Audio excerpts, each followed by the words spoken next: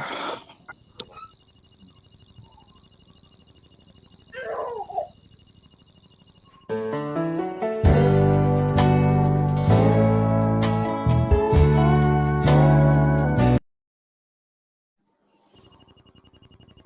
আলাইকুম রহমতুল্লাহ। সুপ্রিয় দর্শক, আমন্ত্রণ জানাচ্ছি centre for National culture CNC 25 বছর পূর্তি উপলক্ষে রক্তের বাঁধন থেকে এক পলক সম্পর্ক চাচা চাচি অনুষ্ঠানে। সবাইকে আমন্ত্রণ জানাচ্ছি আমি ইসমাইল হোসেন।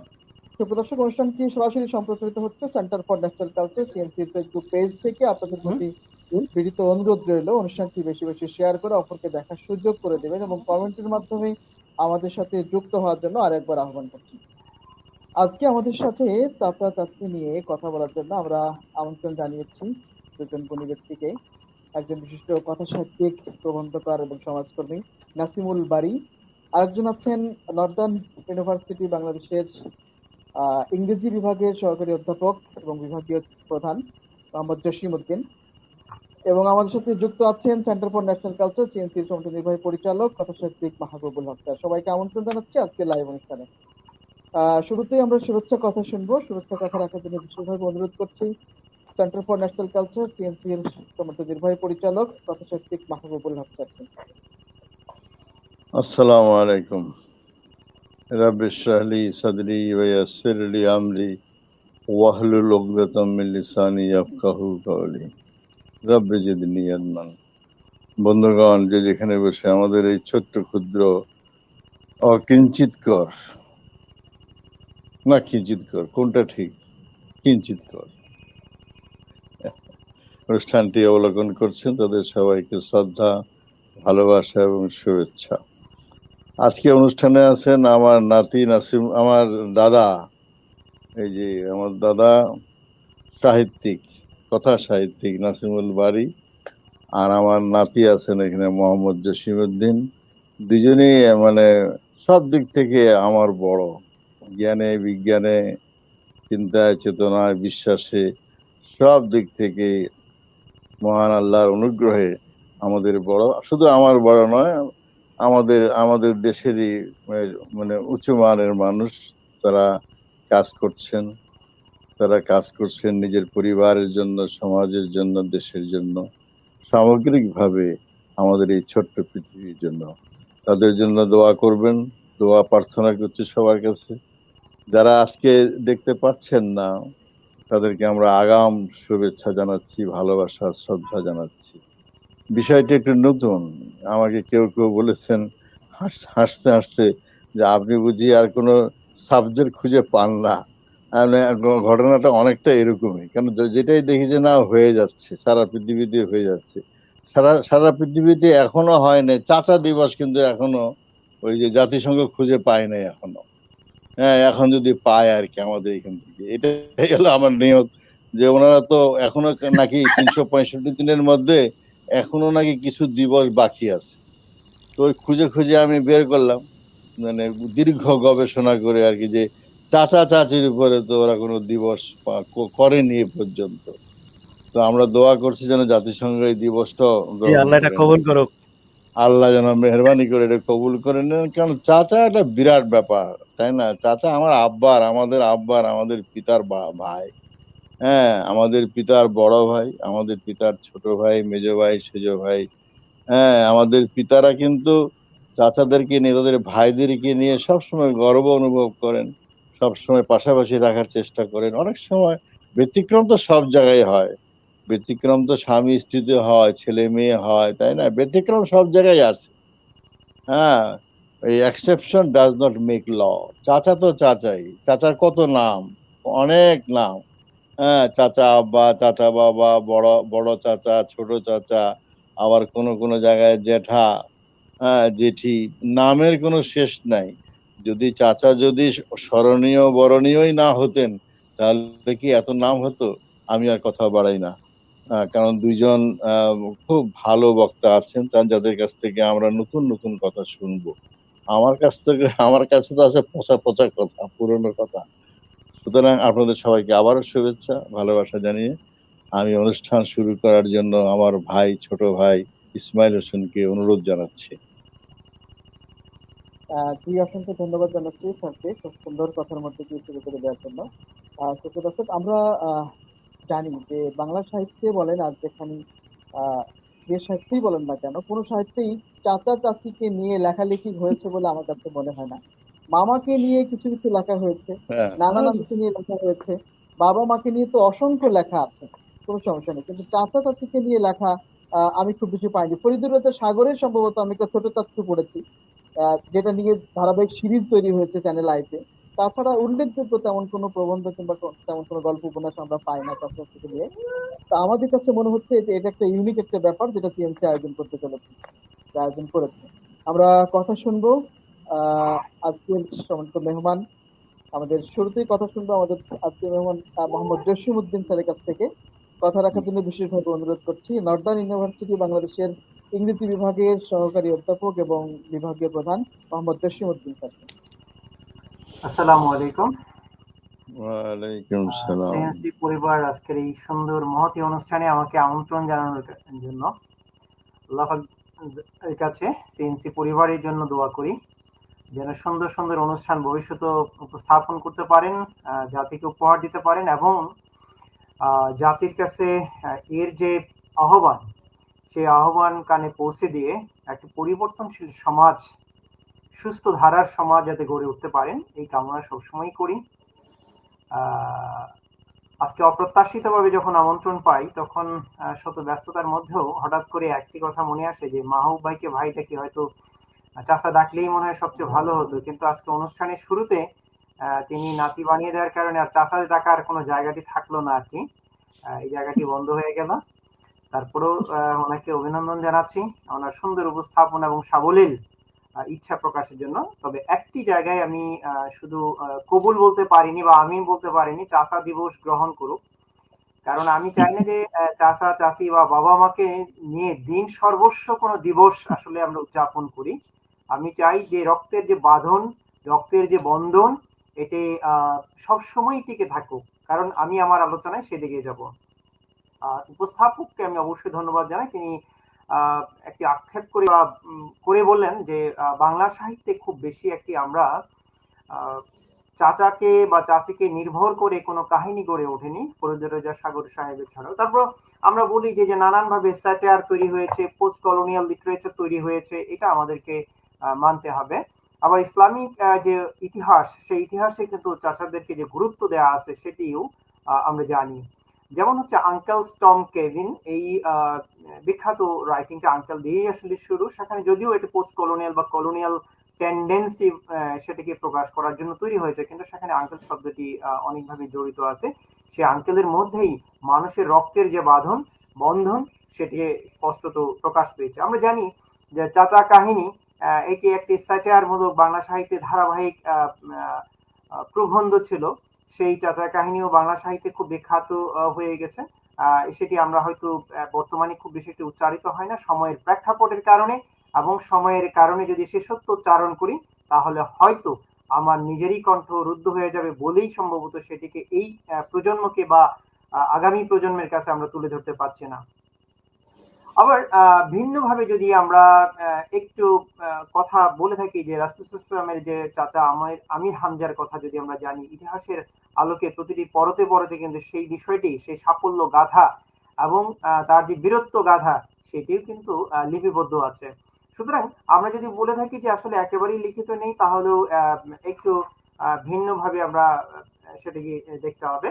এবার আসি, আমি আজকে যে বিষয়টিকে নির্ধারণ করা হয়েছে চাচা এবং চাচি, যেটি আমাদের মাহবুব ভাই শুরুতেই বলছিলেন যে চাচার সাথে যে সম্পর্ক যোগ ধরে এবং যে বাবার ভাই, হয়তো তিনি বড় হতে পারেন ছোট হতে পারেন, যে সম্পর্ক বিশেষ করে সন্তানদের বেড়ে ওঠার ক্ষেত্রে চাচা চাচির যে ভূমিকা এবং তাদের যে আশীর্বাদ, তাদের যে পথ দেখানো রাস্তা, সেটিকে কোনোভাবে ভুলবার মতো নয়, কিন্তু সেই জায়গাটিকে আমরা স্মরণ করছি না। এই প্রেক্ষাপটে যদি আমি বলি, এটিকে আবার ক্যাটাগরাইজ করা যায় বিভিন্ন ভাবে। উনি যেটি বললেন তার সাথে সহমত করি। যেমন আমরা কথা বলছি, আমরাও কিন্তু কোনো কোনো ক্ষেত্রে চাচার ভূমিকায় আসলে অবতীর্ণ হয়ে আছি। সুতরাং আমি নিজে যখন ভাতিজার অবস্থান থেকে চিন্তা করব, আমার চাচাকে মূল্যায়ন করব, এক রকমের ফিলিংস, এক ধরনের অনুভূতি আমার মধ্যে জন্মগ্রহণ করবে। অন্যদিকে আমি যখন নিজেকে চাচার আসনে বসিয়ে সামগ্রিকভাবে পারিবারিক বিষয়গুলোকে নিয়ে আসবো, তখন ভিন্নভাবে আসলে সেটিকে দেখতে হবে।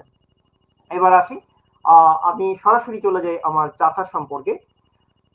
আমার বাবা আমার বাবা হচ্ছেন অর্থাৎ আমার বাবা সবার বড়, এবং ওনারা হচ্ছেন ৩ ভাই। সেই হিসেবে আমার ২ জন চাচা, অর্থাৎ আমার বাবারা ৩ ভাই হওয়ার কারণে ২ জন চাচা, মেজো চাচা এবং ছোট চাচা। তবে এই বন্ধনের বাহিরেও আমি বলব যে আমার দাদারা ৩ ভাই ছিলেন, এবং সেই ঘরে যে সন্তানরা আছেন তাদের সাথেও আমার যে আপন চাচা আছেন তাদের যে সম্পর্ক, সেই সম্পর্কের বন্ধনটা এত বেশি নিবিড় যে আসলে কে বাবার চাচাতো ভাই, কে আব্বার আপন ভাই, সেটাকে পার্থক্য করা বা ব্যবধান করা আমাদের ক্ষেত্রে অনেক ক্ষেত্রেই কষ্ট হয়ে যায়। আমি একটি উল্লেখ করতে চাই, আমার মেজো চাচার বয়স বর্তমানে হচ্ছে ৮২ বছর। সেই হিসাবে আমরা যদি চিন্তা করে দেখি অনেক এইজেড পার্সন, সেই হিসাবে আমার বাবা অনেক বড়। সুতরাং সেই চাচার সাথে আমার যে সম্পর্কটা বা আমার ভাই বোনদের যে সম্পর্কটা, এইটা প্রথমে তুলে ধরি, তাহলে এখান থেকে একটা লেসন আছে। আমি দীর্ঘ প্রায় ২২ বছর ধরেই বলা যায় হচ্ছে গ্রাম থেকে দূরে আছি, এবং মাঝখানে ৩ বছর হয়তো আমি গ্রামে ছিলাম, এবং এর আগে আবার বাবার কারণে, বাবার চাকরির কারণে আমরা দূরে ছিলাম। ছোট্টবেলায় একটি কথা মনে আছে এখনো, আমরা তখন ক্লাস 2-3 তে পড়তাম। সেই চাচা কিন্তু অ্যানালগ যুগে চিঠি লিখতেন আমাদেরকে নিয়মিতভাবে, এবং আমরা যদি বছর খানিক পরে ২ বছর পরে বাড়িতে আসতাম, তখন চাচাই আসলে আমাদেরকে ঘাড়ে করে সেই গ্রামীণ মেঠোপথে আমাদেরকে ঘুরে বেড়াতেন। এই কথাগুলো কিন্তু মনে পড়ে। এই বয়সে এসে আমরা যেটা দেখি চাচার ক্ষেত্রে, প্রথমে বলবো, যেমন আমি যদি ঢাকা থেকে কোনো কারণে বাড়ির উদ্দেশ্যে রওনা হই, তিনি যদি জানেন, প্রতিনিয়ত ফোন দিতে থাকেন, বাবা রওনা হয়েছো কিনা, কতটুকু এসেছো, এখন কোনো অসুবিধা হচ্ছে কিনা, এমনকি বাড়ি যাওয়ার পরে ওনার সাথে যদি ফোন দিয়ে কনফার্ম না করি বা দেখা করে কনফার্ম না করি, উনি ব্যাকুল হয়ে ওঠেন। এটি কিন্তু কোনোভাবেই আসলে ফেলে দেওয়ার মতো না। অথবা আমরা যখন অসুস্থ হয়ে পড়ি, তখন দেখা যাচ্ছে উনি বারবার ফোন দিচ্ছেন, যে বাবা এখন কেমন আছো, ডাক্তার দেখিয়েছো কিনা, বা কোনো সহযোগিতা প্রয়োজন হবে কিনা। এই বিষয়গুলো আমাদেরকে খুব আবেগ আপ্লুত করে, এবং চাচার প্রতি আমাদের যে শ্রদ্ধা বোধ সেটিকে আসে। এটি কেন তৈরি হলো? এখন এই প্রশ্নটা হচ্ছে যে এটি কেন তৈরি হলো? এটি তৈরি হওয়ার পিছনে আমি যেটি মনে করি সেটা হচ্ছে, বাবা যেহেতু বড় ছিলেন এবং তিনি তার ভাইদের প্রতি এমন ভাবে আচরণ করেছেন যে কখনোই তিনি আসলে বুঝতে দেননি তার ছোট ভাইরা ভিন্ন কিছু, তাদের সংসার হতে পারে, তাদের সন্তানাদি হতে পারে, তারা বয়োবৃদ্ধ হতে পারেন, কিন্তু বাবার যে আচরণ, সেই আচরণের ক্ষেত্রে তারা সন্তুষ্ট। এখানে একটা কথা উল্লেখ করতে চাই, সেটা হচ্ছে যে আমার বাবা যেহেতু অনেক বয়স্ক, মানে বয়োবৃদ্ধ, আসলে আমরা খুব পীড়িত এবং বেশ বেদনাদায়ক অবস্থার মধ্যে দিয়ে পার হচ্ছি। তিনি প্রায় মৃত্যু শয্যায়, এবং গত, যেমন যদি উল্লেখ করতে চাই, ৭-৮ দিন ধরে তিনি সেন্সলেস অবস্থায় আছেন, তিনি এক ফোঁটা পানিও নিতে পারছেন না, স্যালাইন যাচ্ছে না। কিন্তু এই প্রেক্ষাপটে আমি চাচাকে গত কয়েকদিন ধরে যখন গ্রামে ছিলাম তখন দেখেছি, তিনি প্রতিনিয়ত এসে ঘন্টার পর ঘন্টা বাবার মাথার পাশে এসে বসে থাকেন, বিলাপ করতে থাকেন, জিকির করতে থাকেন, একটা কথা বলেই, যে ভাইয়ের মাধ্যমে বড় হয়েছি, যে ভাইপোদের কাছে নিয়ে আসলে আমরা এতটুকু স্বস্তি বোধ করি, সেই ভাই যদি চলে যায় তাহলে আমরা কোথায় যাব? তখন আসলে চাচার প্রতি আমাদের সম্মানটাই বৃদ্ধি পায়। এরপরে আসেন, আরেকটি কথা এখানে অবশ্যই উল্লেখ করা দরকার, ছোট চাচার সম্পর্ক। বড় চাচা এবং ছোট চাচা দুজনেই কিন্তু ফ্রিডম ফাইটার্স ছিলেন, ৭১-এর রণাঙ্গনে যুদ্ধ করেছেন। তাদের যে ভূমিকা ছিল সেটি কিন্তু আমরা যখন নানান প্রেক্ষাপটে, স্বাধীনতার ঘোষণার প্রেক্ষাপটে কি হলো, ভাসানী আন্দোলন কেন হলো, অথবা কেউ খাবে তো কেউ খাবে না, এই যে আন্দোলনের সাথে তারা জড়িত ছিলেন, সেই ফিলোসফিক্যাল জিনিসগুলো কিন্তু আমরা শিখতে পারি। অর্থাৎ ইতিহাসের দ্বারে, ইতিহাসের পাতায় আমরা যখন অনেক কিছু ভিন্নভাবে, ভিন্ন খাতে বা প্রশ্নবিদ্ধ অবস্থায় পাই, তখন এই চাচাদের শরণাপন্ন আমরা হই। যে চাচা আপনারাই ৬৯-এ গণ অভ্যুত্থান, ৭০-এ নির্বাচন, ৭১-এর রণাঙ্গনে মুক্তিযুদ্ধ, সমস্ত কিছু প্রত্যক্ষ করেছেন এবং আপনারা সেখানে কন্ট্রিবিউট করেছেন, তাহলে আপনাদের কাছ থেকে আমরা জানতে চাই। অর্থাৎ আমার জানার ক্ষেত্রে যে জ্ঞানের যে পরিধি, ইতিহাসের যে পরতে পরতে শব্দকে সংযোজন করা, সেই সংযোজনও কিন্তু আমি আমার চাচার কাছ থেকে পেয়েছি। এখন আমার এই চাচা, যেমন ছোট চাচা একজন শিক্ষক ছিলেন, মাদ্রাসার শিক্ষকতা করতেন, গণিতের শিক্ষক ছিলেন। বড় চাচা আদমজি জুট মিলে কাজ করতেন, সেখান থেকে রিটায়ারমেন্ট এসে পরবর্তীতে অন্য প্রফেশনে চলে যান। এই যে চাচাদের প্রফেশন চেঞ্জ হওয়ার পরেও কিন্তু চাচা বাতিদার যে সম্পর্ক, অর্থাৎ আমাদের সাথে যে সম্পর্ক, এটা অত্যন্ত তাৎপর্যপূর্ণ। এবার আসি, আমি আমার চাষিদের ক্ষেত্রে একটু একটু তুলে ধরতে চাই। আমার বড় চাচিকে আমি প্রায়ই বলে থাকি আমার মায়ের মর্যাদায় আমি দিয়ে থাকি। কারণ ছোটবেলা থেকে আমরা যখন গ্রামের বাহিরে ছিলাম, বাবার চাকরির সুবাদে রাঙ্গামাটিতে বড় হয়ে উঠি, তারপরে যখন আসি এবং বড় অবস্থায় আসি, আমরা দেখেছি তিনি কখনো কোনো কিছু করার পরে, অর্থাৎ মা যেভাবে অনুভব করেন, তিনিও তার কোনো অংশে কখনো কিন্তু অনুভবহীন বা মাতৃস্নেহবিহীন কখনো আমাদেরকে আসলে ফেলে রাখেননি। বা যে কখনো মা বেড়াতে গেলে তিনিই দেখেছি নিঃসংকোচে এসে বলছে যে বাবা খেতে আসো, অথবা আমি খাবার নিয়ে আসি, তোমাদের কিছু করণীয় প্রয়োজন নেই।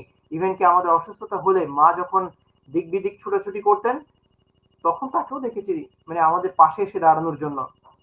এবং এখানে একটি ছোট্ট উদাহরণ দিতে চাই আমি আমার বড় চাচির ক্ষেত্রে, যেটি আসলে না বললেই নয় বলে আমি মনে করি, যেহেতু সুযোগটি এসে গেছে।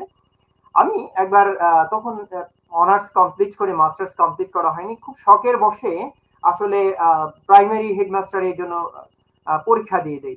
তখন প্রাইমারি হেডমাস্টারে যেটা দেখা গেলো যে রিটেন এবং ভাইবা হয়ে গেল, ফাইনাল কল চলে আসলো যে জয়নিং এর বিষয়।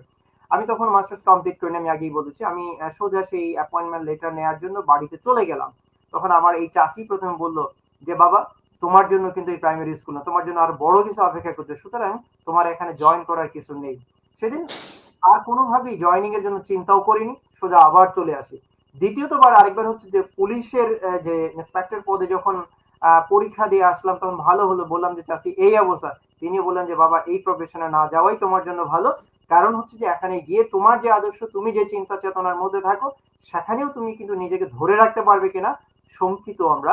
সুতরাং তুমি এমন একটা প্রফেশনের জন্য মানে চিন্তা করো যেখানে তোমার সম্মান বৃদ্ধি পাবে, তুমি কিছু শিখতে পারবে, জাতিকে কিছু দিতে পারবে। এই যে চাচির একটা ভূমিকা বাবা মা ভাই বোনদের পাশাপাশি, এটি কিন্তু আমাকে খুবই বেশি আবেগ আপ্লুত করে এবং প্রতিনিয়ত যে আমার চাচা চাচিদের প্রতি যে সম্মান বোধ, সেটিকে অবশ্যই তুলে ধরার জন্য চেষ্টা করে। এবং এক্ষেত্রে আমি আমার ছোট চাচার ক্ষেত্রে বলবো, আমি তখন স্কুলের অর্থাৎ ক্লাস 10-এ পড়ি। ক্লাস 9 পর্যন্ত আমি আমার যতটুকু মনে পড়ে জ্ঞান সরে, সেটি হচ্ছে যে অঙ্কে কখনো আমি 99 নিচে পেয়েছি বলে আমার মনে পড়ে না। কিন্তু ক্লাস 10-এ এসে যখন প্রথম সাময়িক পরীক্ষায় আনফরচুনেটলি 90 নিচে পেয়ে গিয়েছে, তখন আমি একটু উদ্বিগ্ন হয়ে পড়ে। তখন আমি আমার ছোট চাচা, যেহেতু ম্যাথের টিচার ছিলেন, ওনার কাছে গেলাম।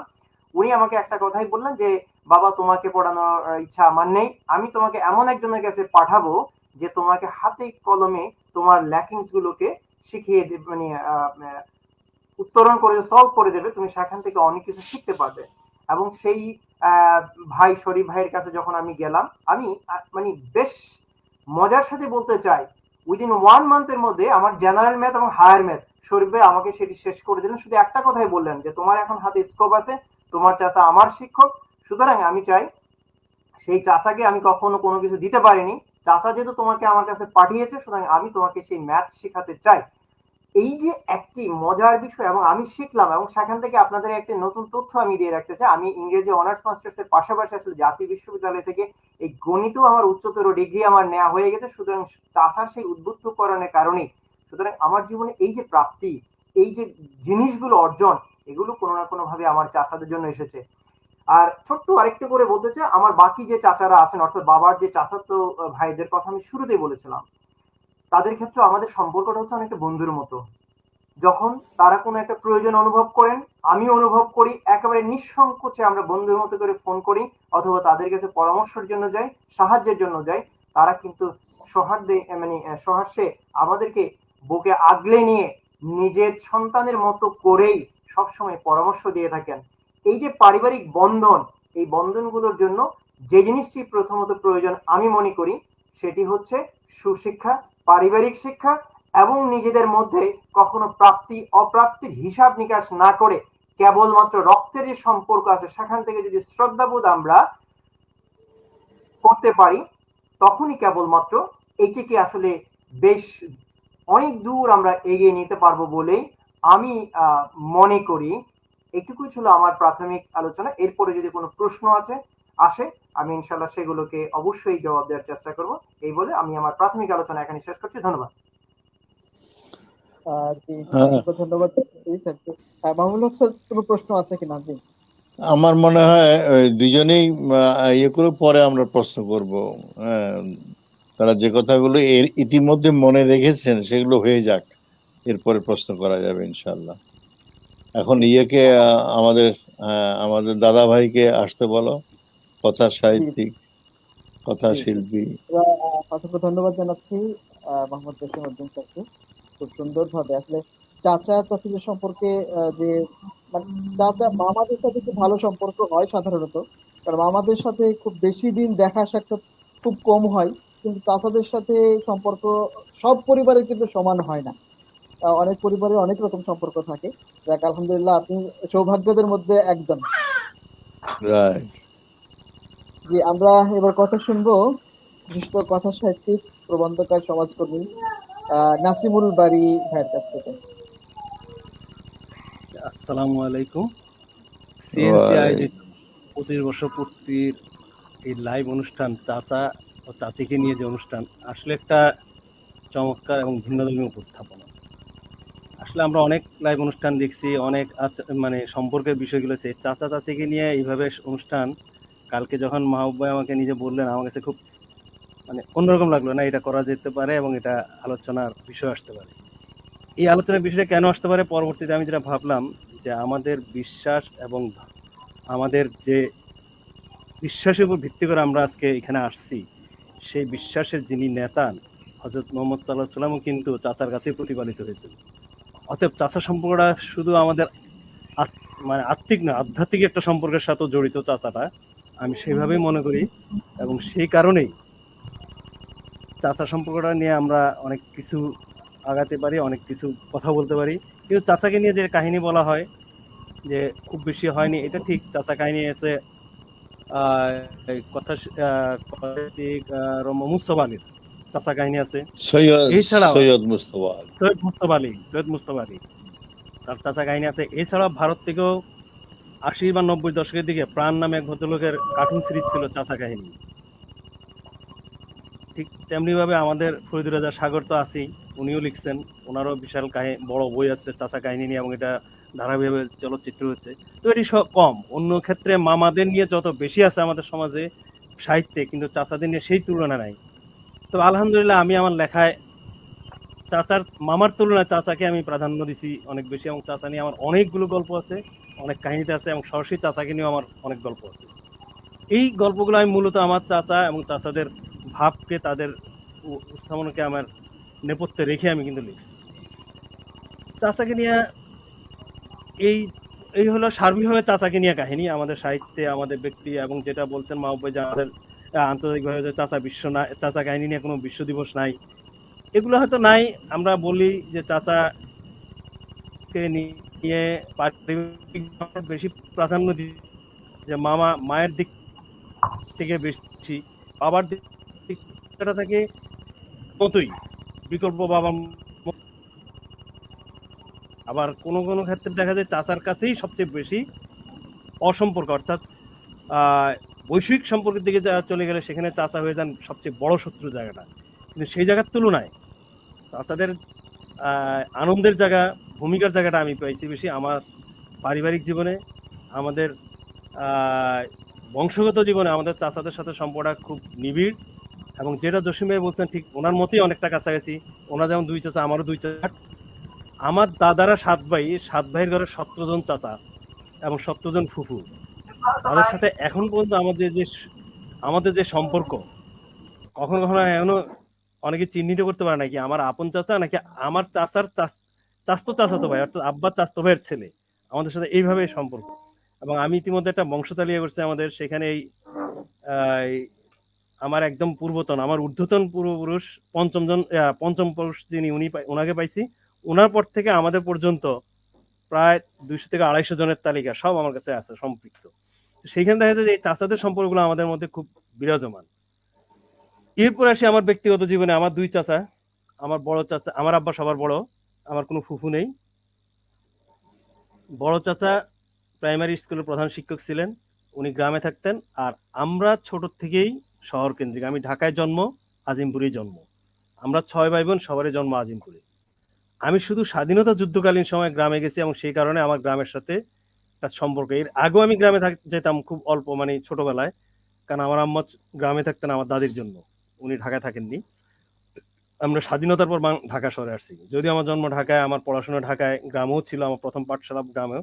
কিন্তু মূলত আমার দাদির জন্য, কারণ দাদি ঢাকার না, দাদি ৭২ সালে মারা যান, তারপরে গিয়ে আমরা ঢাকা মানে ফাইনালি ঢাকা মুভ করি।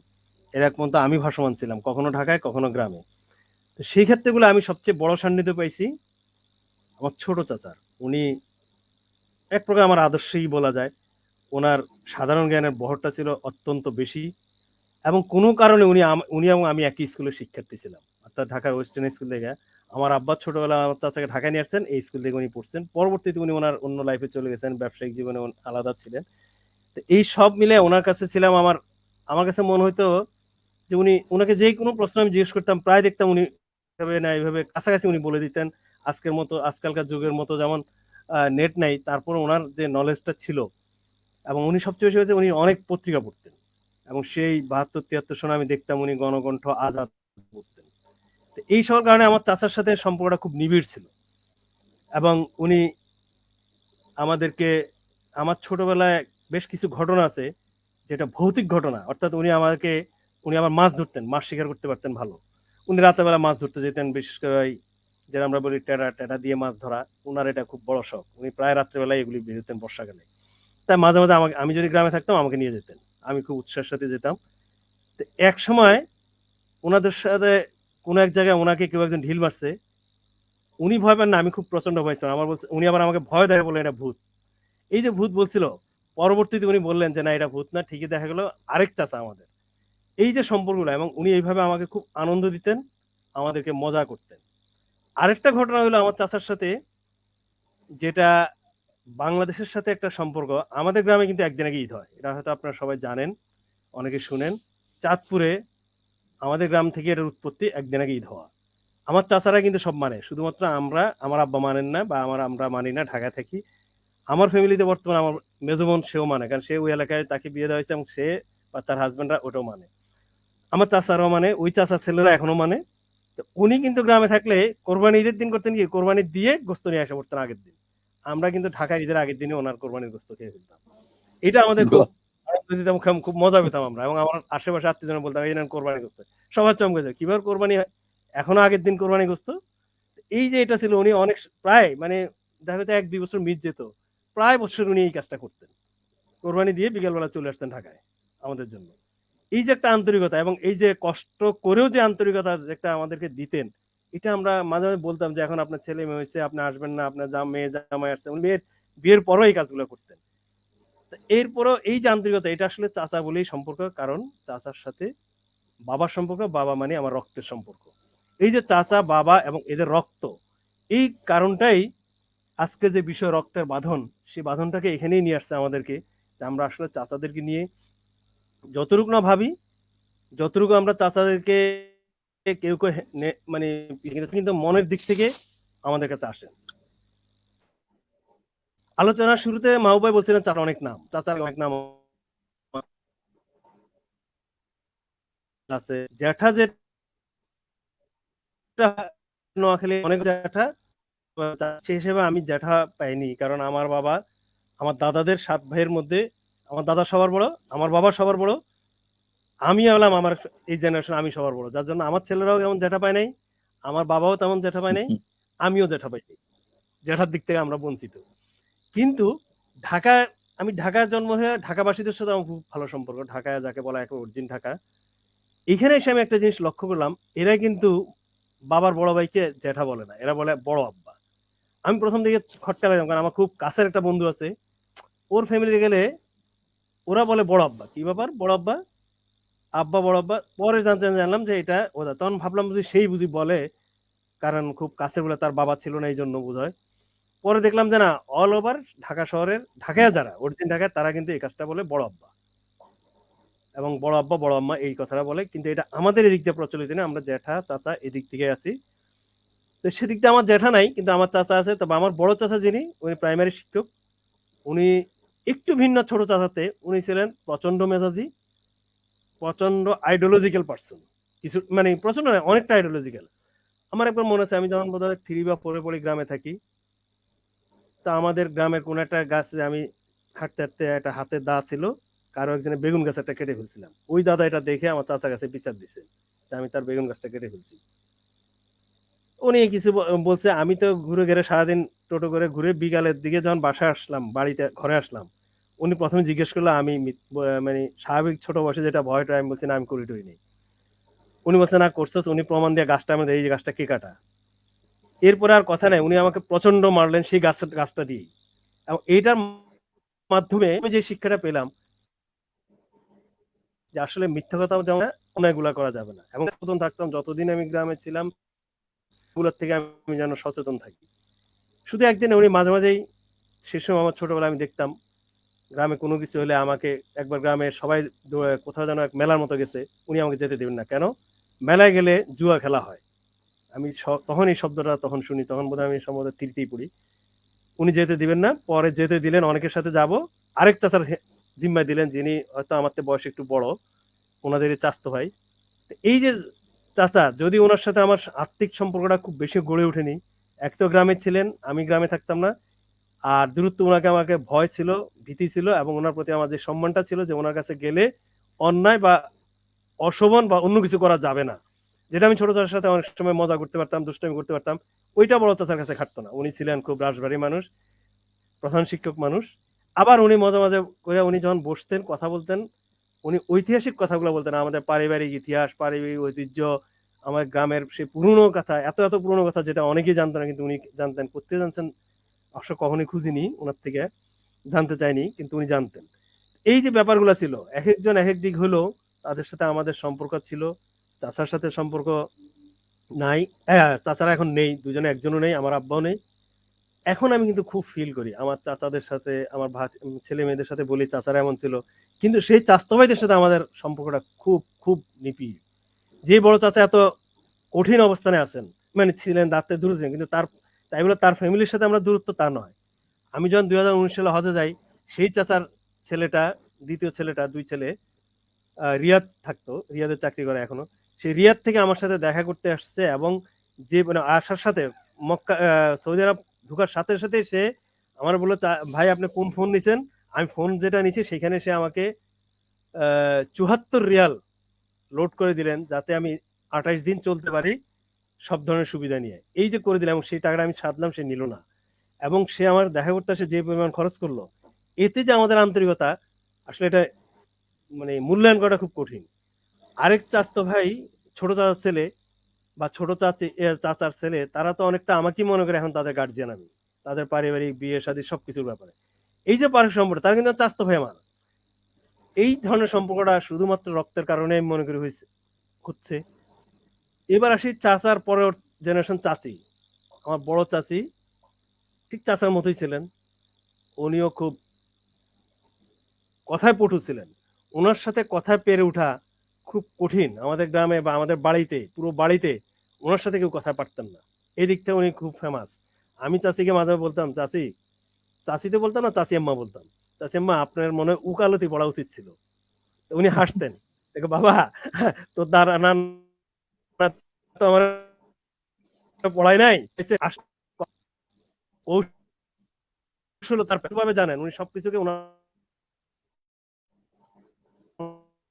পক্ষে। এবং ছোট চাচিকে আরো মজার কথা আমি বলি, যিনি আমার ফ্রেন্ড, স্কুল কি সহপাঠিনী। মজার ব্যাপার হলো আমার চাচির বিয়ে হয়েছে 7 বছর, সে বছর আমিও 7-এ পড়ি, এবং চাচিকে বিয়ে করে আনার পর আমাদের ঢাকার বাসায় উঠছে, কারণ যেহেতু চাচা ঢাকা থাকতেন আব্বার সাথেই, এই কারণে ওনার সাথে আমার একটা সম্পর্ক হয়েছে। আরেকটা কারণে সম্পর্ক হয়েছে, উনি বই পড়ুয়া ছিলেন। আমার এই ছোট চাচি ছিলেন দস্যু বনহুর বইয়ের পাঠক, এবং প্রচন্ড রকম পাঠক। উনি এই সময় এসেও, বিয়ের পর এসেও চাচারে বলতে সাহস পেতাম, আমার দিয়ে বলতো তুমি একটা বই এনে দেবা, তুমি একটা বই এনে দেবা। আমি ওনার বই কিনে কিনে এনে দিতাম, চুপি চাপি। আবার ভয় পাইতো, কারণ দস্যু বনু পড়া অনেক সময় ফ্যামিলিগত ভাবে অনেকেই নিষেধ করতো। উনি তখন জানেন না আমার আম্মা কি বলবে না বলে, যেহেতু আম্মা বড় যা, আমিও আর ভয়ে বলতাম না আম্মাকে যে চাচি এই বই পড়ে। আমি ওনাকে সম্ভবত 4 থেকে 5টা বই কিনে দিয়েছিলাম সেই সময়।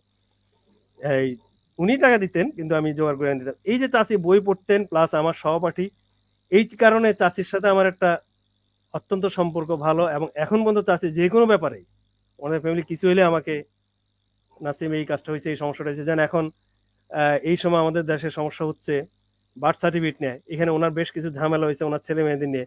ওনার ছেলে সবাই স্টাবলিশ, একজন ব্যাংক কর্মচারী, ব্যাংকের ঊর্ধ্বতন কর্মকর্তা বা দ্বিতীয় ছেলে, তৃতীয়টা বোধ হয় বাংলাদেশ কোন জায়গায় যেন, যে বাংলাদেশ পল্লী ঋণ নাকি এরকম একটা প্রতিষ্ঠান, ওইখানে চাকরি করে, ঢাকা ইউনিভার্সিটিতে পাশ করা ইকোনমিক্স থেকে।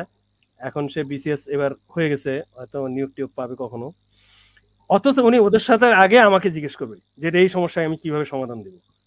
এই যে সম্পর্কটা কেন গড়ে উঠছে, আসলে মনের সম্পর্ক, পারিবারিক সম্পর্ক, আত্মিক সম্পর্ক, এগুলো যদি আমাদের ভালো থাকে, আমরা যদি ভালো মানুষ হয়ে উঠি, যে কথাটা সিএনসির একটা স্লোগান, আমরা ভালো মানুষ হব, সেটা যদি হয় তাহলেই কিন্তু সম্পর্কগুলো আমাদের গড়ে ওঠে নিবিড়ভাবে, আন্তরিকতার সাথে, আত্মিকতার সাথে।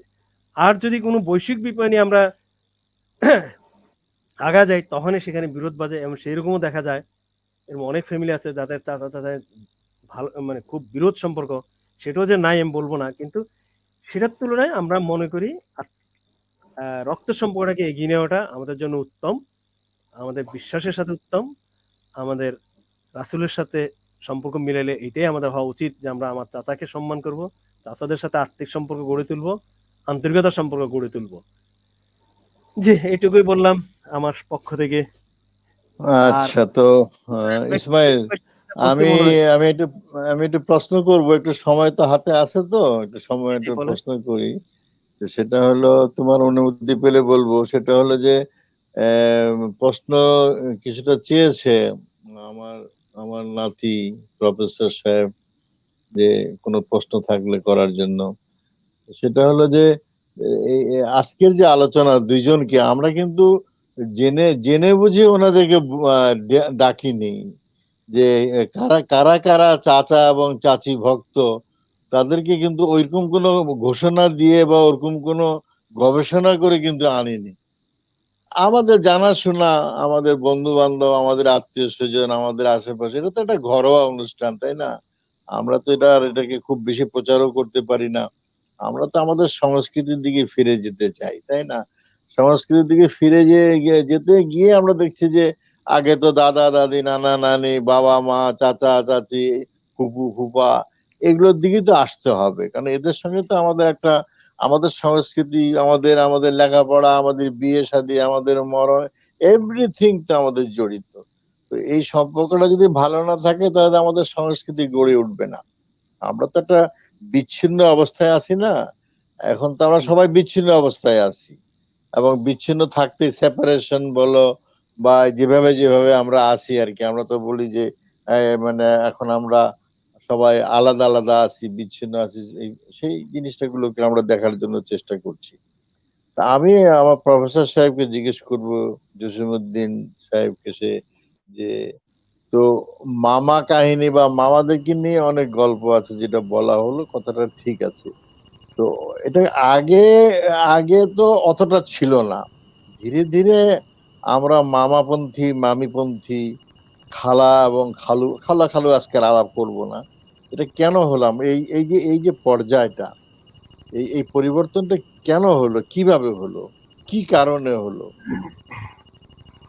এটাকে আমরা খারাপ বলছি না, এটাকে আমরা খারাপ বলছি না, হ্যাঁ, মানে কেন হলো, মানে এটা একটা জিজ্ঞাসার বিষয়। অত্যন্ত গুরুত্বপূর্ণ এবং ক্রিটিক্যাল কোয়েশ্চেন্সে আমি বলবো আমার জন্য, এবং এটা ঝুঁকিপূর্ণ কোয়েশ্চেন, অনেকে এর সাথে একমত নাও হতে পারেন। তো তার আগে আমি আজকে আমাদের যে আরেকজন আলোচক আছেন, কথা সাহিত্যিক নাসিমুল বারী, ওনাকে অবশ্যই আমার অন্তঃস্থল থেকে ধন্যবাদ জানাই। অত্যন্ত প্রাণবন্ত ভাবে কথা সাহিত্যিক যেভাবে শব্দ চয়নের মাধ্যমে মানুষের হৃদয়ে প্রবেশ করতে পারেন, তিনি চেষ্টা করেছেন অন্তত আমার হৃদয়ে প্রবেশ করার জন্য। আরো ভালো লাগলো যে উনি চাঁদপুরের মানুষ, আসলে চাঁদপুরের কোন অঞ্চল আমার জানা নেই। তো আমি ওনাকে একটু সহযোগিতা করি এভাবে। আমার বাড়ি হচ্ছেন পয়ালগাছা, অর্থাৎ সেটা হচ্ছে বরুড়া থানায়, কুমিল্লায়। আমরা সেই আপনার রাস্তা ধরেই বা আপনি আমাদের রাস্তা ধরেই হয়তো যান, ভালো লাগলো সেই জন্য। এনিওয়ে, এখন যে প্রশ্নটি করা হয়েছিল, আমি সেই প্রশ্নের আলোকেই আসলে কথা বলতে চাই। সেটি হচ্ছে যে একটা পিরিয়ড বা একটা বড় ধরনের পরিবর্তন ঘটে গেল, বা এটাকে পরিবর্তন ঠিক বলা ঠিক হবে না, এটাকে বিবর্তন বলাই ভালো। বিবর্তন এই জন্যই যে চাচা চাচি বা বাবার কুলে যেখানে আমরা বড় হয়ে যাই, বড় হয়ে থাকার কথা, সেটা হঠাৎ করেই আমরা দেখি যে মামা মামি কুল বা নানা বাড়ির দিকে আমাদের ধাবিত হয়ে গেছে। এটা আসলে প্রথম আসতে হবে যে কবে থেকে এই জিনিসটা শুরু হলো। আমি যদি ভুল না করি, এই সংস্কৃতির বয়স বড় জোর 25 বছর হবে, বড় জোর হবে। 25 বছর আগেও কিন্তু আমরা চাচা চাচির আনুকূল্য লাভ, দাদা দাদির আনুকূল্য লাভ করার জন্য একেবারে পাগল হয়ে গেছে।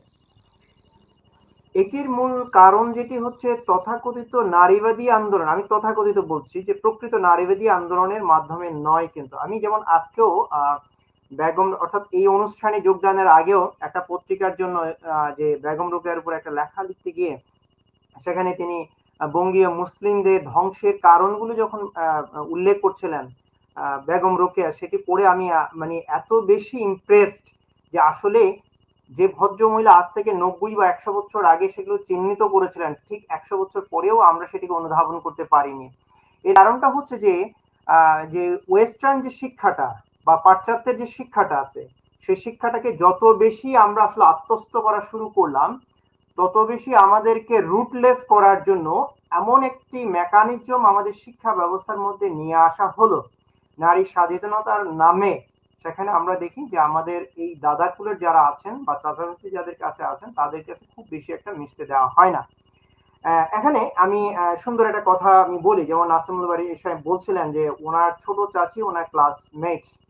তো বর্তমান সময়ে 20-25 বছরের আগে কেন বলি যে আমি আমার যদি কথা বলি, আমি আমার ওয়াইফের যদি চিন্তা করি, অর্থাৎ এই লেভেলের এসে সাধারণত আমরা চাই যে সে আমার সমকক্ষ হবে, অর্থাৎ পড়াশোনার দিক থেকে, অথবা সেও চাকরিজীবী হবে, অথবা আমাদের মধ্যে আরেকটা জিনিস কিন্তু খুব বেশি ম্যাটারিয়ালিস্টিক ওয়ার্ল্ডে আমরা যখন প্রবেশ করে গেছি, শ্বশুর বাড়ি থেকে কিছু একটা জিনিস উপঢৌকন পাওয়ার জন্য আমাদের যে প্রবণতা, সেই প্রবণতা কিন্তু আমাদেরকে আস্তে আস্তে করে সেখান থেকে সরে আসে। কারণ আমি যদি চাচাকুদের সাথে থাকি, আমার পৈতৃক সম্পত্তি যা আছে, অর্থাৎ আমার বাবা যা পাবেন দাদার কাছ থেকে, সেটা নিয়েই সন্তুষ্ট থাকতে হবে। এখন আমার কাছে হচ্ছে কি, আমি আমার শ্বশুর বাড়ির কাছ থেকে কিছু একটা জিনিস পেতে চাই, সেটা আর্থিকভাবে হোক, সেটা সম্পত্তি দিয়ে হোক, সেটা বাড়ি হোক, গাড়ি হোক, অথবা অন্য কোনো ধরনের প্রণোদনা আমি নিতে চাই। যখন আমি নিতে চাই, এই প্রবণতাটা চলে আসে, সেই প্রবণতা থেকে আমার একটা দাসত্বের শিকলে আমি বন্দী হয়ে যাই ধীরে ধীরে, এবং সেখান থেকে আমার মামাকুলোর দিকে আমার অনেকটাই ধাবিত হই। কারণ আমার উপরে আমি যেহেতু, যেমন একটা কথা আমি বলি, এটা জানেন যে শ্বশুর বাড়ি থেকে কখনো খাট নিতে নেই, কারণ রাতে ঘুমাতে গেলেও যদি বউ বলে বসে যে খাটে ঘুমাচ্ছে এটা আমার বাবার টাকায় দেয়, তার মানে হচ্ছে কি আমি দাসত্বের শিকলে কিন্তু বন্দী হয়ে যাচ্ছি। ইসলামের সেই শিক্ষা থেকে যদি আমরা নেই, যে আমি কিন্তু এখানে আগেই বলে রাখি, আমি কিন্তু মামা কুলকে সমর্থন করা বা তাদের কাছে যাওয়ার বিপক্ষে নয়। যেমন আমি আমার ব্যক্তি জীবনে, সাংসারিক জীবনে যেটা বলি, আলহামদুলিল্লাহ শ্বশুর কুল থেকে কোনো কিছু না নেওয়ার কারণে, যেমন আমার শ্বশুর শাশুড়ি যখন অসুস্থ হয়ে যায়, আমি আমার মিসেসকে বলি যে তুমি ঠিক যেমনি ভাবে আমার বাবাকে, অর্থাৎ তোমার শ্বশুর শাশুড়িকে সহযোগিতা করার জন্য দৌড়িয়ে যাও, তোমার বাবা মার কাছে যাওয়াটাও তোমার জন্য দায়িত্ব এবং হক তাদের আছে, তুমি যাবে। অর্থাৎ এইটা কেন সম্ভব হয়েছে, কারণ আমি কারো কাছে বিকৃত হইনি, বিক্রি যায়নি, এটা একটা কারণ। আর দ্বিতীয় যেটা কারণ বলেন, যে ওয়েস্টার্ন শিক্ষাগুলো কিন্তু আমাদেরকে অন্যভাবে শিক্ষা দিচ্ছে। সেই শিক্ষাগুলো বলছে যে তুমি যতটুকু এই মুখী, অর্থাৎ এই মামাকুলটাকে অনেকটা পাশ্চাত্যমুখী, এবং চাচাকুল যেটা আছে প্রাচ্যমুখী আমরা বলে থাকি, ওরিয়েন্টাল আমরা বলছি, এই ওরিয়েন্টাল দিকে যত যাবে তুমি তোমাকে নিজেকে তত ব্যাকডেটেড বলবে। কারণ দেখেন, চাচারা যখন আমাদেরকে স্নেহ করে, তখন সেই স্নেহের মধ্যে যে, যেমন জন ডানের একটা কবিতা আছে, সেটা হচ্ছে দ্য গুড মরু, সেখানে বলা হচ্ছে কান্ট্রি প্লেজার চাইল্ডিশলি, অর্থাৎ তারা এমন ভাবে করেন যে হিসাব নিকাশ কোনো কিছু করেন না, সেখানে মানে লাভের বা বাণিজ্যের কোনো বিষয় থাকে না। কিন্তু মামা কুলের এখানে যখন আসে, তখন ওই যে ভাগিনা হিসাবে আমার মধ্যে চলে আসে কিছু একটা পাওয়ার, একটা প্রবণতা আমাদের মধ্যে জাগিয়ে তোলা হয়, যেটা বললাম যে ম্যাটারিয়ালিস্টিক একটা টেন্ডেন্সি আমাদেরকে দিয়ে যাচ্ছে, অ্যাসেট নেওয়ার একটা প্রবণতা আমাদের মধ্যে জাগিয়ে তুলছে। এইটা একটা বড় কারণ বলে আমি মনে করি। এক, দ্বিতীয়ত যে বিষয়টি হচ্ছে, যে মেয়েটি এখন আসলে আমাদের ঘরে আসতেছে, তাদের অনেক ক্ষেত্রে হচ্ছে তারা নিজেরা কি হচ্ছে, তাদের মা দ্বারা অনেকটাই পরামর্শ হিসাবে এসব তারা কাজ করেন, অথবা তাদের দ্বারা নিয়ন্ত্রিত হয়ে থাকেন, তাদের আইডিওলজি দ্বারা তারা নিয়ন্ত্রিত হয়ে থাকেন, এবং সেই আইডিওলজি থেকে যখন তারা বেরিয়ে পারেন না, তখন স্বাভাবিকভাবে শাশুড়ির সাথে এক ধরনের দ্বন্দ্বে জড়িয়ে পড়েন। যখন শাশুড়ির সাথে দ্বন্দ্বে জড়িয়ে পড়েন, স্বাভাবিকভাবেই আমি যদি আমার বলি যে আমার মা সেখানে যদি সেটা সহ্য করতে না পারেন, এবং আমার যে চাষির সাথে আমার যে সম্পর্ক, আমার চাষার সাথে যে সম্পর্ক, তারা স্বাভাবিকভাবেই আমার মাকেই সমর্থন দিবে। এই জায়গায় আমার স্ত্রী কোনোভাবেই সেটা মেনে নিতে চাইবে না, তখন সে আস্তে আস্তে ডাইভার্ট হয়ে যাবে, নদীর একটা পথ যখন রুদ্ধ হয়ে যায় অন্যদিকে ডাইভার্ট হওয়ার চেষ্টা করে। এই কারণগুলো আসলে আমাদের সমাজে বেশ মানে জোরালো ভাবে কাজ করে বলে আমি মনে করি। এগুলো ছিল আমার দৃষ্টিকোণ থেকে আসলে যৌক্তিক বলে আমি মনে করি আর কি। এর বাইরে হয়তো আরো অনেক কারণ থাকতে পারে, সেটি অন্যভাবে হয়তো আসতে পারে। জি, ধন্যবাদ মাহবুব ভাই। আশা করি আমি এই ব্যাপারে আমি ওই আমাদের কথা সাহিত্যিক নাসিমুল বারীকেও একই প্রশ্ন করছি, কারণ এটা একটা বড় প্রশ্ন আমাদের, অনেকে আমাকেও জিজ্ঞেস করে যে কি ব্যাপার এরকম হলো কেন। আমরা যখন বলি কেন এরকম হচ্ছে, তখন ওরা বলে তা আমরা তো জানি না, আমরা তো এই পরিবেশেই আমরা দেখছি যে আমরা এই পরিবেশেই তো আমরা মানুষ হয়েছি, এর বাইরে বা এর আশেপাশে অন্য কথা আছে, কিছু আছে, এটা তো আমরা জানি না, তাই না? তো নাসিমুল বারী তো কথা সাহিত্যিক, তো সে তো এগুলো নিয়েই তো তার নাড়াচাড়া। জি বলো। যে আমি প্রথমে ধন্যবাদ জানাই জসীমউদ্দিন স্যারকে, যে উনি এই ব্যাখ্যাটা কেন আমরা মামার প্রতি ডায়াবেটিস, অত্যন্ত, আমি খুব মনে করি অত্যন্ত যৌক্তিক, প্রাণবন্ত এবং দার্শনিক একটা উপস্থাপনার মাধ্যমে বলছেন। আসলে এইভাবে আমরা ভাবিনি, যেভাবে কনভার্ট করা হচ্ছে মামাদের প্রতি, এটা আমার ওনার আলোচনা শুনতে ভাবলাম যে, এবং মিলাইলাম যে আসলেই তো তাই, ঘটনাটা এইভাবে হচ্ছে। তারপর আমি আমার সাইডটা বলবো, তার আগে একটু ওনার আরেকটা জিনিসের উত্তর দিয়ে নেই। সেটা হলো, আমার বাড়ি হলো চাঁদপুর হাজীগঞ্জ উপজেলার সাদরা গ্রাম, যে গ্রাম থেকে একদিন আগেই তার উৎপত্তি, 1901 সাল থেকে। 2, বড়ুরা আমার বোনের বাড়ি, আমার খালার বাড়ি, মানে খালার বাড়ি হলো অর্জুনতলা, বোনের বাড়ি হলো ধনেশ্বর। আমার বড় বোনকে মাহবুব তো চিনবেন, সাইদার উম্মান, তার শ্বশুর বাড়ি। তার হাজবেন্ড এখন কুমিল্লা ইবনে তাইমিয়া কলেজের প্রিন্সিপাল। ওনার বাড়ি হলো শফিকুল আলম হেলাল। যে ওনার গ্রামে গিয়েছে, এবং খন্দকার দেলোয়ার ভাই, ওনার সাথেও আমার অনেক উঠা বসা ছিল। জি জি, উনি আমার বোন, মানে আমার ইমিডিয়েট ছোট বোন আর কি। আমি হলাম সবার বড়, আমার পরে সে। দেখো আমরা কিভাবে বন্ধন সৃষ্টি করছি, খেয়াল করো। অন্ততকে নাসিমুল বারী ভাই যে বয়সে আছেন, সুতরাং সে চাচার বন্ধনে আমরা আবদ্ধ করে ফেলতে পারি। জি। আর অর্জুনতলা মিয়া বাড়ি হলো আমার খালার বাড়ি আর কি। আমার খালুকে হয়তো চিনতে পারবেন, একসময় উনি ভালো রাজনীতি করতেন, ইলেকশন করতেন, সৈয়দ রুহুল আমিন। জি, এই গেল ওই সেটটা। এরপরে আসে আমার যে পরিচিত আর একটা হলো আমার চাচি ক্লাসমেট, শোনো, তোমাদের ওদিকে আমার এক মানে মামা আছে, ওই যে রাজা মিয়া, চিনো? ওই সাইডে তো ফরিদগঞ্জে, ওটা আর একটু দূরে না? ফরিদগঞ্জ না, আমার সাথে লাগোয়াই, আমাদের সাথে লাগোয়াই।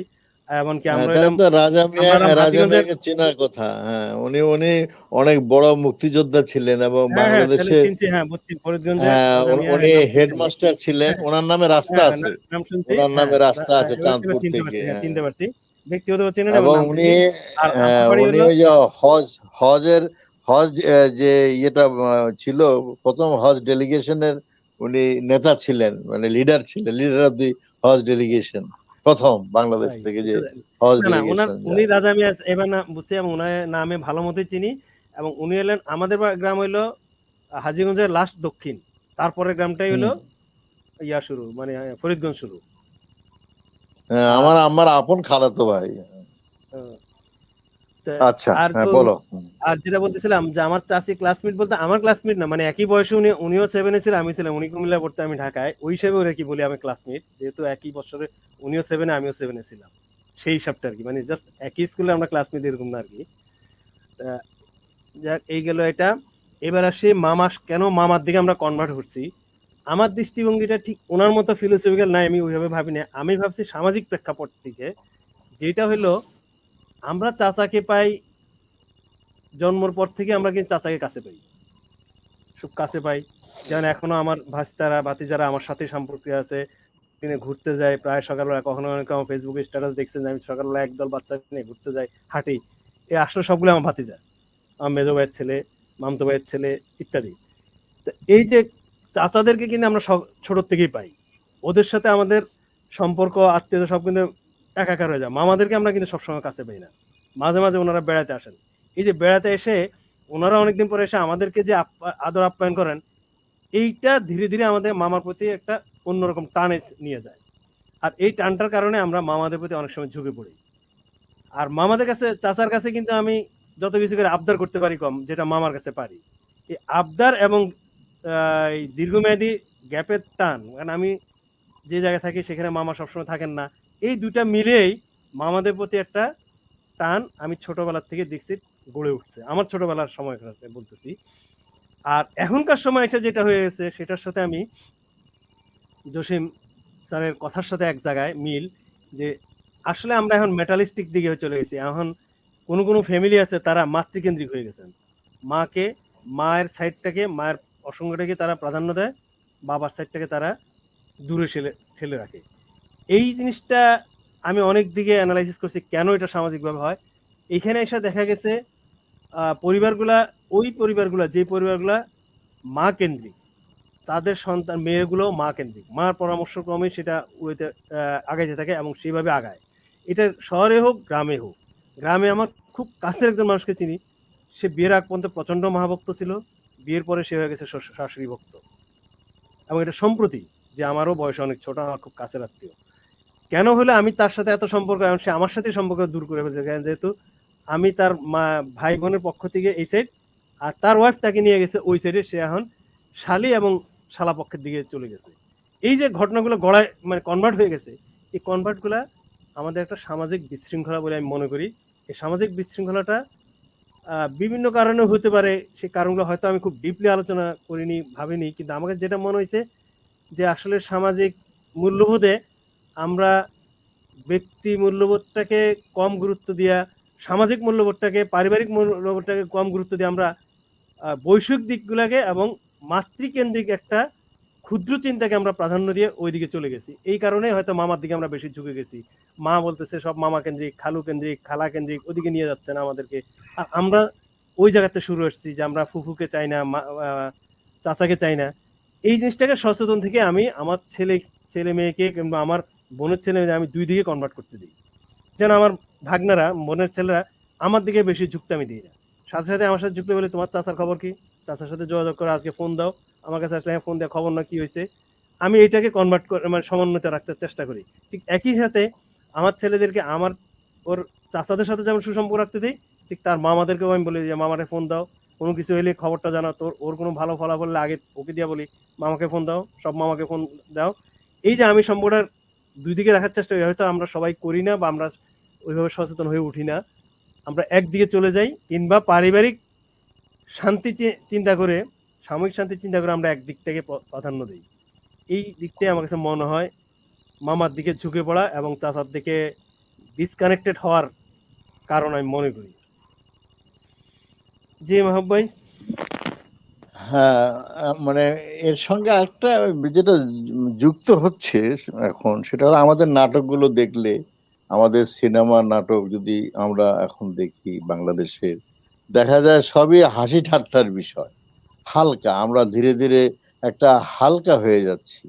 আমাদের মধ্যে এখন আর রাজভারী লোক বা প্যারেন্টিং করার মতো লোক, অভিভাবকত্ব নেওয়ার, ভারী কথা বলার, ন্যায় কথা বলার, সত্য কথা বলার, সমাজকে একটু ভালো দিকে নিয়ে যাওয়ার যে টেন্ডেন্সি একসময় ছিল, চাচারা ছিল। আমরা রাস্তায় হাঁটতে গিয়ে চাচা যদি হাঁটছেন, তো আমরা দাঁড়িয়ে যেতাম যে চাচা একটু আগে যাক, ঠিক না? শুধু চাচা নয়, মানে মুরব্বী হলেই কিন্তু আমাদের সময়, আমি হয়তো একটু তোমাদের চেয়ে বড়, আমরা মানে গ্রামে হাঁটতে গেলে আমাদের আব্বারা এভাবে শিখিয়েছে যে যখন তুমি রাস্তায় হাঁটবা, তখন যদি কোনো মুরব্বীকে দেখো, তাহলে মুরব্বীকে একটু আগে যেতে বলবা, যে স্যার বা ভাই বা দাদা বা চাচা আপনি আগে যান। হ্যাঁ, উনি যদি অনুমতি দেয় যে না রে বাবা, আমার পায়ে অসুবিধা আছে, আমি তো জোরে হাঁটতে পারবো না, তুমি যাও, তখন আমরা যেতাম। যে প্যারেন্টিং যেটা ছিল আর কি এক সময়, সেটা চলে গেছে। এবং এই যে বাংলাদেশ হওয়ার পর থেকেই যেটা দেখা যাচ্ছে যে আমরা ধীরে ধীরে আমাদের পয়সাও হচ্ছে, আমাদের ঠাট্টা মস্কারি বেড়ে গেছে। মামার সঙ্গে তো আমাদের একটু বেশ, যেটা আমরা দেখছি ক্রমাগত ভাবে ধীরে ধীরে বাড়ছে, মামার সঙ্গে ধীরে ধীরে আমরা বন্ধু হয়ে যাচ্ছি। হ্যাঁ, মামা ভাগিনা। হ্যাঁ, বা যে রিক্সাওয়ালা দেখেন আমাদেরকে মামু বলে, মামা উঠেন। আমি কিন্তু ওই নাসিমুল বাড়ির মতো তাকে বলি যে তুমি আমাকে চাচা বললো। বলি। হ্যাঁ, মানে মামু বলে মামা, এবং মামারও কিন্তু অনেক নাম আছে। চাচা আব্বা বলি, মামা আব্বা কিন্তু নাই। হ্যাঁ, চাচা আব্বা আছে, চাচা নাই। বাবা আছে, চাচার কিন্তু অনেক হুম। নাম আছে। এর সঙ্গে কিন্তু একটা প্যারেন্টিং এর ব্যাপার আছে, একটা অভিভাবকত্ব, একটা শাসন, একটা শিক্ষা, একটা দীক্ষা, একটা সংস্কৃতি, হ্যাঁ, একটা ঐতিহ্য, অনেক কিছু। চাচার সঙ্গে কিন্তু আমাদের একটা নারী সম্পর্ক আছে। কিন্তু মামার সঙ্গে হলো ঠাট্টা মস্কারি, ওখানে খাওয়া দাওয়া, খেলাধুলা, সিনেমা দেখা। হ্যাঁ, কোন চাচার সঙ্গে আমরা কয়জন চাচার সঙ্গে সিনেমা দেখছি, কয়জন? খুব কম বলা যাবে। কিন্তু মামার সঙ্গে আমরা প্রায় সবাই হয়তো সিনেমা দেখেছি। তারপরে চাচির সঙ্গে আমরা চাচি আম্মা, হ্যাঁ, চাচি মা, বড় আম্মা, কত নাম আছে চাচি, অনেক নাম আছে। হ্যাঁ, চাচির সঙ্গে কিন্তু আমরা দুষ্টামি করতে পারি না। আর মামির সঙ্গে তো এখন আমরা নাকি প্রেমই করছি। ইভেন চাচির সঙ্গেও দেখি মাঝে মাঝে ফেসবুকে একটা গ্রুপ আছে এই জিনিসগুলোকে ভেঙে দেওয়ার জন্য। আমার কাছে অবাক লাগে, আমার চোখে পানি আসে। চাচি আম্মা, মানে মারা আদর করতো, চাচিরা শাসন করতো, এরকম তো আছে। কিছুটা তো পাওয়া গেল আমাদের প্রফেসর সাহেবের কাছে, আমাদের কি আত্মীয়?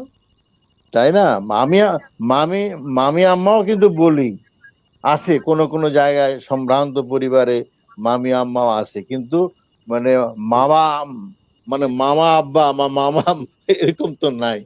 এবং মামারা যথেষ্ট প্রশ্রয় দেয় মামিদের সাথে মিশার জন্য, যথেষ্ট প্রশ্রয় দেয়।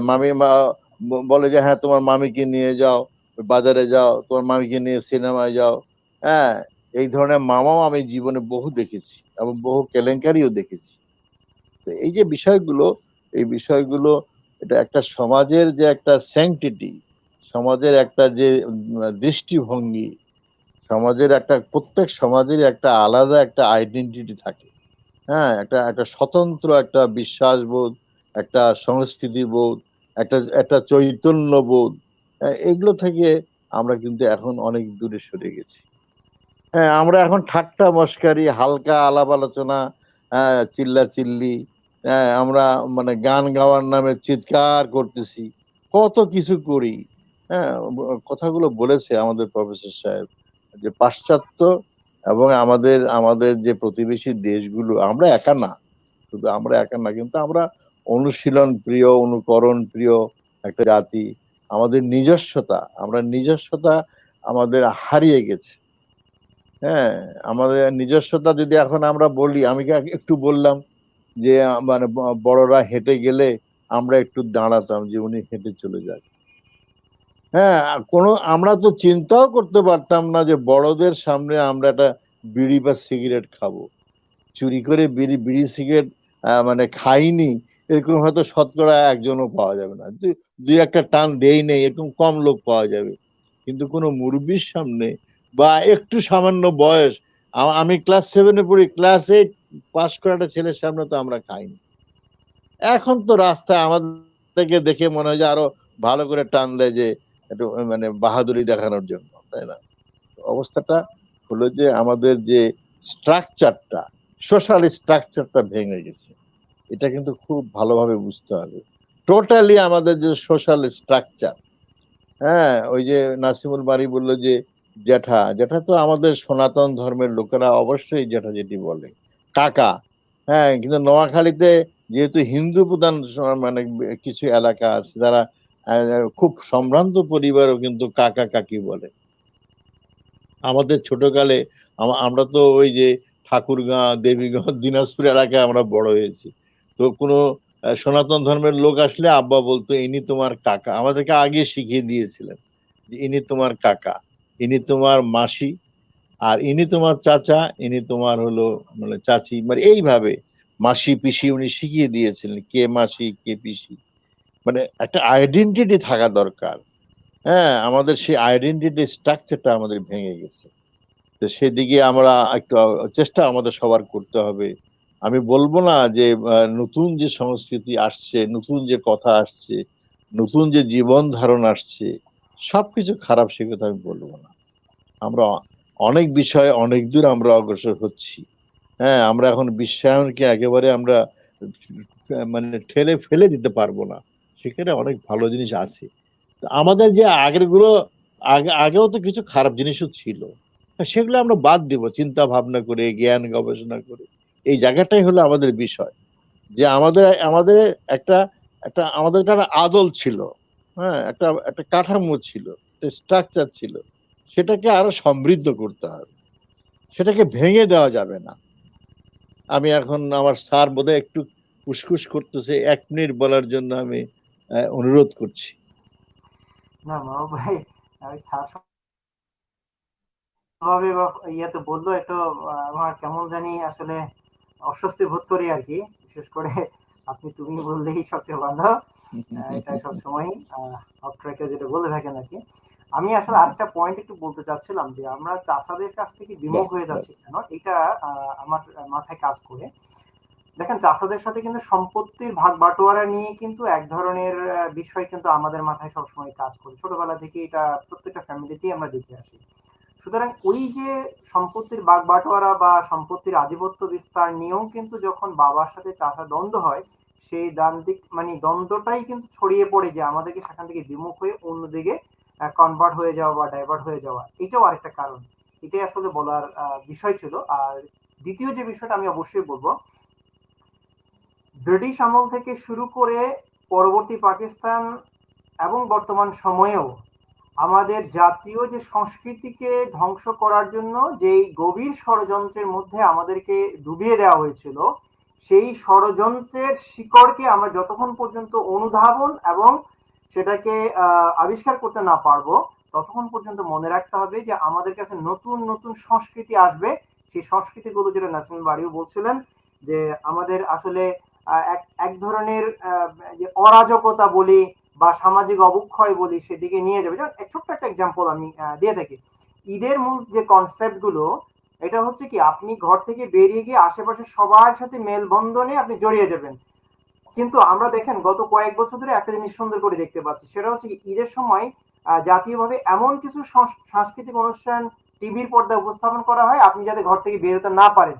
কিন্তু পয়লা বৈশাখে দেখবেন আপনাকে এমন কিছু সংস্কৃতি বা এমন কিছু অনুষ্ঠান উপস্থাপন করা হয় আপনি টিভির সামনে বসে থাকতে চাইবেন না, আপনি চাইবেন যে ঘরের বাইরে গিয়ে হই হুল্লোড় করেন। এই যে সাংস্কৃতিক আগ্রাসনের একটা বড় ষড়যন্ত্র সর্বস্তই আমাকে বিস্তৃত করে দিচ্ছে, এইটা আমাদেরকে বুঝতে হবে যদি সত্যিকার অর্থে সামাজিক মূল্যবোধ, বাঙালি জাতীয়তাবোধ এবং আমাদের মুসলিম যে চেতনা আছে সেটাকে ধরে রাখতে চাই। এটাই আমার বলা ছিল। ধন্যবাদ। হ্যাঁ ইসমাইল, তুমি কিছু বলো। তুমি তো মানে বর্তমান প্রজন্মের প্রতিনিধি, কিছু বলো। আমরা তো একটু গত হয়ে যাচ্ছি, বলো। আমি দুইটা জিনিস ভাবছিলাম। আমি আপনার দলের। জি জি, আমি দুইটা জিনিস ভাবছিলাম, তার মধ্যে জসিম ভাই সর্বশেষ লাস্টে যে কথাটা বললেন, এই কথাটা আমার মাথায় অনেকক্ষণ আগে থেকেই কাজ করছিল। আরেকটা বিষয় কাজ করে, সেটা হচ্ছে যে বাবার সাথে চাচার সম্পর্ক যতটা ভালো, আপনার সাথে চাচার, আমার সাথে চাচার সম্পর্ক ততটা ভালো হবে, অথবা মায়ের সাথে চাচির সম্পর্ক যতটা ভালো হবে, আমার সাথে চাচির কিংবা আমার সাথে চাচাতো ভাইদের সম্পর্ক ততটা ভালো হবে। যদি বাবার সাথে চাচার সম্পর্ক খারাপ হয়ে যায় সম্পদ ভাগাভাগি করতে গিয়ে, তাহলে আমার সাথেও চাচার সম্পর্ক খারাপ হয়ে যাচ্ছে। এটা একটা ব্যাপার। তার মানে বাবার সাথে তার ভাইয়ের সম্পর্ক ভালো হতে হবে আগে।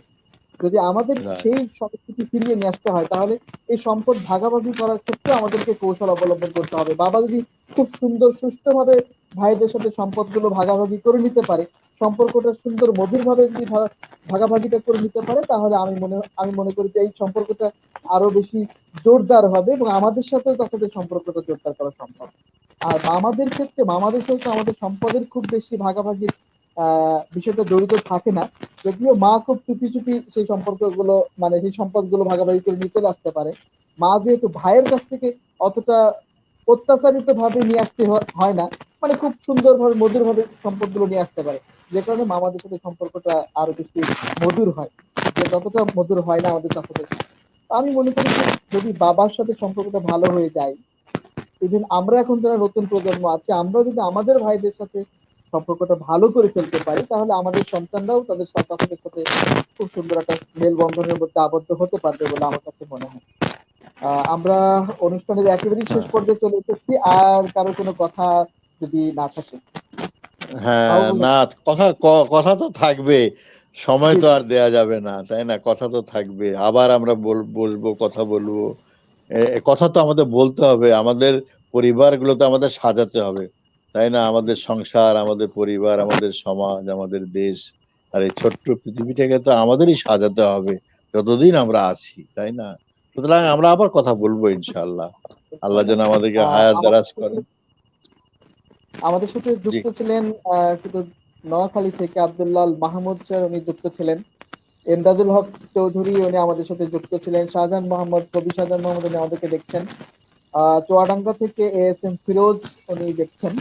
আরো অনেকেই আমাদের সাথে যুক্ত হয়ে আছেন।